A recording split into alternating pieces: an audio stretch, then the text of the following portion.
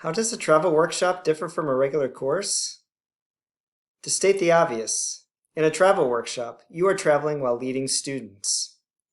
Whereas in a regular course, you are with your students for a specific amount of time. In a travel workshop, you are on duty 24 hours a day, 7 days a week. You are charged not only with providing your students with a valuable intercultural educational experience, you also assume the challenging roles of guardian, chaperone, disciplinarian, mediator, confidant, tour guide, resident director, and crisis manager, just to name a few. A travel workshop also is a specific budget model that is contingent upon you achieving a certain enrollment target of Billed Student Credit Hours, BSCH. Failure to meet your BSCH target may result in the cancellation of your program.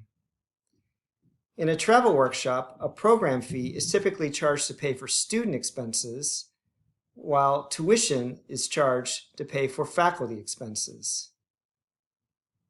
Because a travel workshop is a discrete entity with its own budget index, the student registration process is initiated by Global Initiatives, the unit that administers travel workshops at Miami.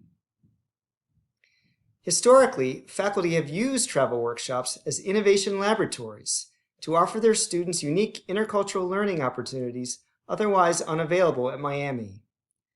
Travel workshops should be high-impact experiences that are constantly being revised to reflect best practices in teaching and that meet the changing needs of students. Students change, best practices change, and you will need to constantly reevaluate your workshop to ensure that it remains a quality program for your department and a relevant program for your students.